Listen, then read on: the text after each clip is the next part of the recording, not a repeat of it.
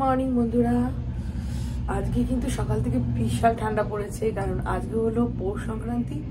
সবাই আজকে পিঠা পায়েস বানিয়ে খাবে, সেই কারণে মানে আজকে পৌষ মাস শেষ হচ্ছে, সেই কারণে প্রচুর ঠান্ডা আর মেঘলা করে রেখেছে। মানে আজকে ওয়েদারটা পুরো মেঘলা। আমি এখান থেকে দেখাতে পারবো কিনা জানি না, তাহলে একটু এখান থেকে আমি দেখো না, জামা কাপড় মেলে রেখেছি কালকে। আজ সকাল থেকে মানে মেঘলা করে রেখেছে, চারিদিকে শুধু মেঘলা, কখন রোদ উঠবে জানি না। বারান্দায় এসেছি আমি, যে দেখি কতটা, ওই দিক থেকে দেখলাম পুরো মেঘলা, মানে কুয়াশায় ভরে রয়েছে আকাশটা,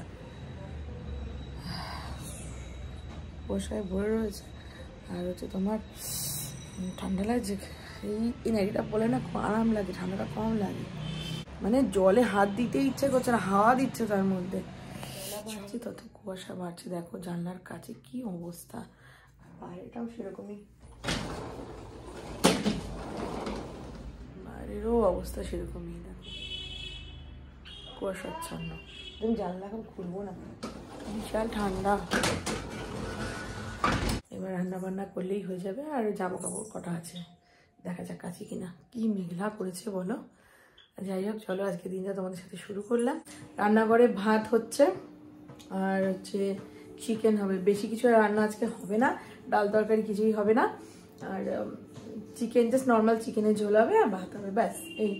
কারণ এত ঠান্ডায় না জলে হাত পা রাখা যাচ্ছে না। কালকে যখন রাত্রিবেলা হাত পা ধুচ্ছি, মানে খাওয়া দাওয়া করে উঠে হাত ধুচ্ছি, প্রচন্ড পরিমাণে ঠান্ডা, মানে বরফ জল এরকম লাগছে। এতক্ষণ পরে একটু রোদের মুখ দেখা গেছে, এখন বাজে বেলা 1টা, এখন একটু দেখো রোদ উঠেছে। এতক্ষণ মেঘলা হয়েছিল একদম, মানে কুয়াশাচ্ছন্ন ছিল, ঘর বাড়ি সব অন্ধকার হয়েছিল। অবশেষে রোদ উঠেছে। আমি তো ভাবলাম আজকে রোদই উঠবে না, কিন্তু রোদটা উঠেছে বলে তাও একটু ভালো লাগছে। জামা কাপড়গুলো কাচার একটু ভরসা পেলাম, নাহলে ভাবছিলাম আজকে জামা কাপড় কাচবো না। তার কয়েকটা জামা কাপড় আছে, সেগুলোকে কেচে দেবো। ঘড়ি কাটা এখন 1:35, আর আমার রান্না বান্না সমস্তটা কমপ্লিট। আর কড়াইয়ের অবস্থা ঠিক এমন, পুড়ে গেছে কড়াইটা বিশাল পরিমাণে। আজকে না, ওটা কালকেই পুড়েছে, কালকে অতটা ভালো করে মাজতে পারিনি, এখন ওটাকে ভালো করে মাজবো। পুরো পুড়ে গেছে। ফোন এসেছে, তাতেই যা, সানিয়ে যা, তাতেই যা। আর রান্নাঘরটা পরিষ্কার করাই এখন বাকি আছে, আর মোটামুটি জামা কাপড়টা কাচতে দিয়ে দেবো, বাসনটা মাছ দিতে দেবো, ব্যাস। আর কোনো কাজ নেই, বাবাই পুজোটা দিয়ে দেবে, আর কোনো কাজ নেই এখন। কি মজা, একটু রোদ পাবো, যদি পারি একটু রোদ পাবো, কারণ আজকে যা ঠান্ডা। তবে আজকে তুলনামূলক মনে হচ্ছে একটু হাওয়াটা কম না কালকে থেকে বাবাই? হ্যাঁ, তুলনামূলক একটু ঠান্ডাটা কম না, মানে ঠান্ডা কম বলছি, তুলনামূলক আজকে একটুখানি হাওয়াটা কম না মনে হচ্ছে? মনে হচ্ছে, বাইরে গেলে বোঝা যাবে, এখন তো চারিদিক বন্ধ। ছাদে যাবি? হ্যাঁ যা, রোদ রোদ গায়ে লাগানো দরকার। বাবা কি করছিস চুল নিয়ে তুই? হ্যাঁ, চুলগুলোতে ভালো করে তেল দে, চুলের তো একদম অবস্থা খারাপ। চুল নেক্সট হয়ে ঠিকই বলেছিস। এই যে দেখ, এই চুলের ইয়েটা আগাটার দিকে দে তেল, দেখ কি অবস্থা। শ্যাম্পু করেছিলাম ওইটাই সিল্কি সিল্কি। সিল্কি সিল্কি না, তুই দে তেল, দে তেল দে বাবা, বেশি করে তেল দে। এই বাসনগুলো গুছিয়ে নিয়ে পরের বাসনগুলো আবার দিয়ে দেবো, মাজবো। সকাল থেকে বাসনগুলো গোছানোর টাইম পাইনি, মানে হাত পা চলছে না তো ঠান্ডাতে, সেই জন্য আর ইচ্ছেও করছে না। তাই এখন বাসনগুলো দেবো মাজতে, এগুলো না ক্লিন করলে তো হবে না, সেই কারণে চটপট এগুলো গুছিয়ে নিই।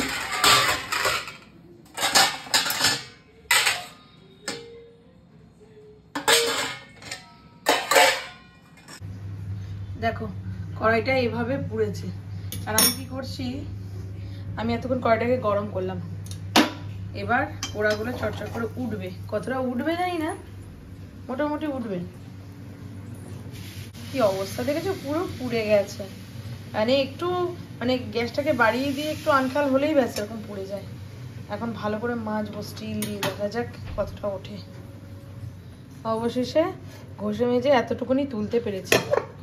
পিছন দিকটা তো আর উঠছে না বাবা, আমার হাত ব্যথা হয়ে গেছে। এই যে যা পোড়া ছিল তার থেকে অনেকটাই উঠেছে, মাঝতে মাঝতে উঠবে, একবারে উঠবে না, এটুকুনি ওঠাতে পেরেছি আর কি।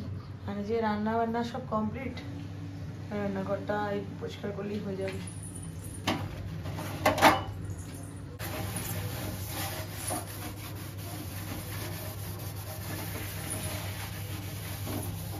রান্নাঘরটা পরিষ্কার করতে বেশ টাইম লাগে, আর এটা আমার মানে এই গ্যাসটা আমার অনেক বছরকার, তোমরা তো জানোই আমি যত্ন করি গ্যাসটা। আমি আসলে অনেকদিন ধরে একটা জিনিস ব্যবহার করছি, তাকে যত্ন না করলে আসলে বেশি দিন টিকবে না। আসলে সব কিছুই তো যত্নের উপর টেকে, তাই না বলো?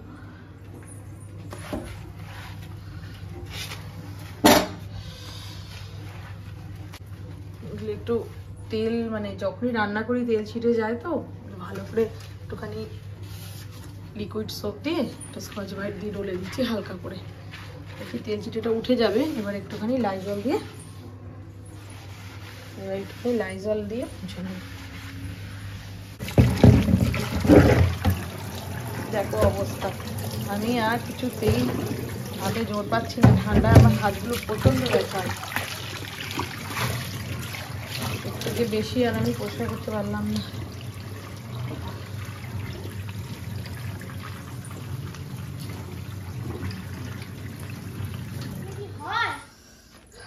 বাবাই পুজো দিচ্ছে। গোপুসোনা কি দিয়েছিস গোপুসোনাকে? বাহ, মাখনের উপরে মিশ্রি, কাজু কিশমিশ আর হচ্ছে আচ্ছা এই যে বেটা একটু গুছিয়ে রাখ, ওই এদিকে করে রাখ, আর কম্বলটা তার উপরে রাখ। হ্যাঁ সোয়েটারটা ওইদিকে রাখ, সোয়েটার এটা রাখ ওইদিকটায়। তুমি কষ্ট পাচ্ছিলে আজকে দুটো জিনিস দিতে পারোনি বলে, তাই আমি আমার মতন করে গোপনুকে একটু দিয়েছি। হ্যাঁ আসলে আজকে তো পৌষ পার্বণ, কিন্তু আমার যাকে বলতে একদম মনে নেই যে কবু শোনার জন্য একটুখানি অন্যরকম কিছু নিয়ে এসো। তা বলে দিয়েছি রাত্রিবেলা নিয়ে আসবে, দিনের বেলা দিতে পারলাম না, তা রাত্রিবেলা দেব। আর মানে ফল প্রসাদও ছিল না, বলতে ভুলে গেছি, সেই কারণে যে কবু সোনাকে দেখো কি সুন্দর লাগছে না, একদম সোনার মতন লাগছে, সোনা সোনা। আর বাবাই পুজো দিতে পারে, সবই করতে পারে সুন্দর করে, কিন্তু ধূপকাঠিটা ধরাতে ভয় পায়, দেশলাইটা ধরাতে ভয় পায়, তাই আমি দেশলাইটা এখন ধরিয়ে দেবো। নে এটা ধরটা তুলবি। আমার স্নান, আমি এইমাত্র স্নান টান করে আসলাম, ওদিকে সমস্ত কাজকর্ম করে স্নান হয়ে গেছে আমার, শুধু এখন মুখে পালিশ করা হয়নি। এটা রাখ, মানে ওদিকে ফেল বাবা, ওদিকে ফেল, পায়ে লাগবে। শীতকালে যে মুখ টানছে তার পরিচর্যা করতে হবে না।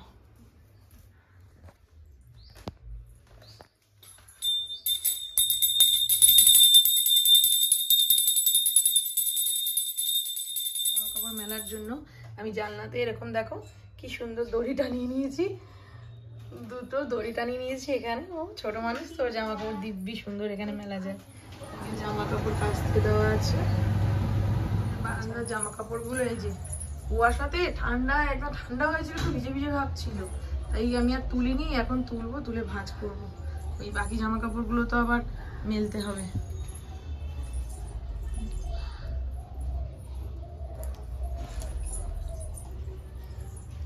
একটু রোদ আসছে দেখে মনটা খুব খুশি। এই যে এই জিন্স গুলো ভীষণ একদম ভেজা থাকে, একদম শুকাচ্ছে না জিন্স গুলো, এগুলো ভেজা আছে গো। আর এই যে পাপোশগুলো ধুয়ে দেবো বললাম, বাথরুমের পাপোশ আর আমাদের বেডের সামনে পাপোশটা ভালো করে মানে সার্ফ দিয়ে কেচে দিয়েছি। ঝুলিয়ে দিতে পারলে ভালো হতো, এটাকে ঝুলিয়ে দিয়েছি, এটা এইভাবেই রয়েছে। এটা যাই হোক, আমাদের পুরো কাছাকাছি কমপ্লিট, মানে কাছাকাছি তো রোজই হয়, সেই জন্য আর কাঁচা থাকে না, যেটুক ছিল একদম কেচে দিয়েছি। আর এখন দেখো আমার জানালা মানে বারান্দার গ্রিল দিয়ে রোদ একটু একটু উঁকি মারছে। এই গাছগুলো দেখছো না, এই গাছগুলোর জন্য একদমই রোদটা ঢাকা পড়ে যায়। গাছ ভালো লাগে, কিন্তু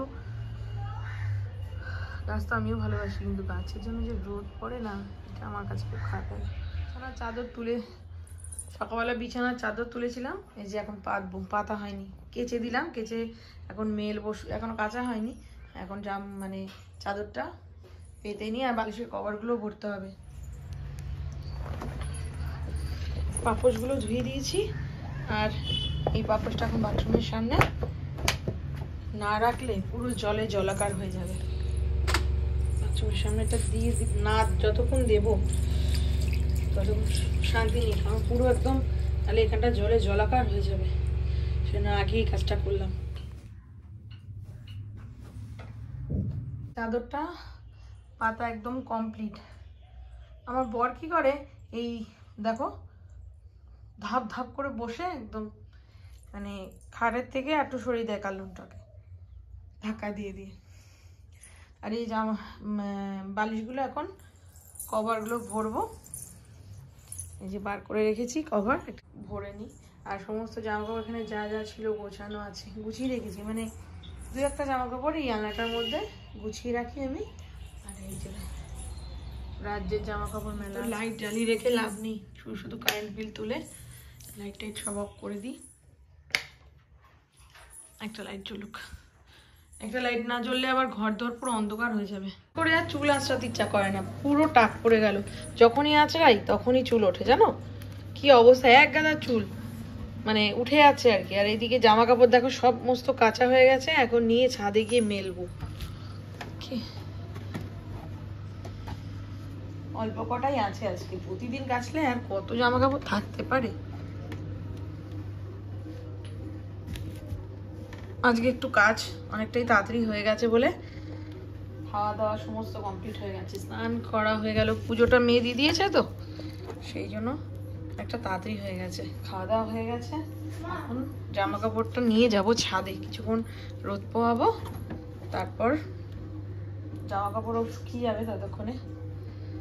ছাদে যাব, কিন্তু দেখো সে বারান্দায় কি সুন্দর রোদ উঠেছে, মানে রোদ আসছে আর কি, বারান্দাকে দারুণ দারুণ রোদ আসছে। এখানে মেলে দিই ভাবছি, শুশু টেনে টেনে নিয়ে যাবো ছাদে, যা রোদ আছে ও শুকিয়ে যাবে।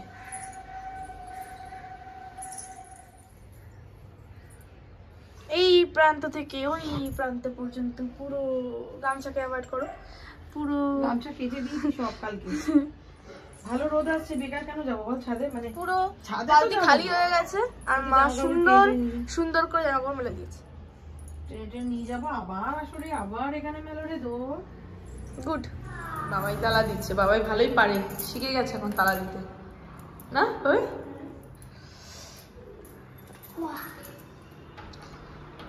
গুড ইভিনিং, চা বানাতে চলে এসেছি, চা বসিয়েও দিয়েছি, 2 কাপ চা করবো। জয় এখনই চলে আসবে আমার জন্য, আর জয়ের জন্য 2 কাপ চা করবো, আর ব্যাস আমি রচা খাবো, আর জয়ের জন্য দুধ চা বানাবো। আমার না দুধ চা না ওটা স্বাদ লাগছে না এখন, সেই কারণে আমি এখন আর ভালো লাগছে না, রচাই বানাবো। চটপট বানিয়ে নিয়ে তারপর আবার কম্বলের তলায় ঢুকে পড়বো। মেয়েকে পড়াতে, মেয়ে পড়তে বসে গেছে, আর ওকে ওর পড়াগুলো ধরবো আর নতুন পড়া দেবো। মেয়েকে আমি পড়াই, শুধু অঙ্কের জন্য একজন টিচার রেখেছি, বাকি সাবজেক্টগুলো আমি পড়াই। এখনো পর্যন্ত পারছি, জানি না কতদিন পারবো করে। এবারও রেজাল্ট ভালোই করেছে, 8-এ উঠলো। তো দেখা যাক কতদিন পারি, যতদিন পারবো নিজের মেয়েকে নিজে পড়ানোরই চেষ্টা করবো, কারণ আমার ওকে পড়াতে ভালো লাগে। আর আমার মনে হয় আমি পড়ালে ওকে আমার নিজেরও একটা স্যাটিসফ্যাকশন থাকে, আর ওর পড়াটাও ভালো হয়, সেই কারণে। তা চলো চাটা খেয়ে নিই, খেয়ে নিয়ে তারপরে মেয়েকে একটু দেখি পড়াশোনাটা কতদূর করেছে, কি পড়াশোনা করেছে, মুখস্থ করতে দিয়েছিলাম, লিখতে দেবো।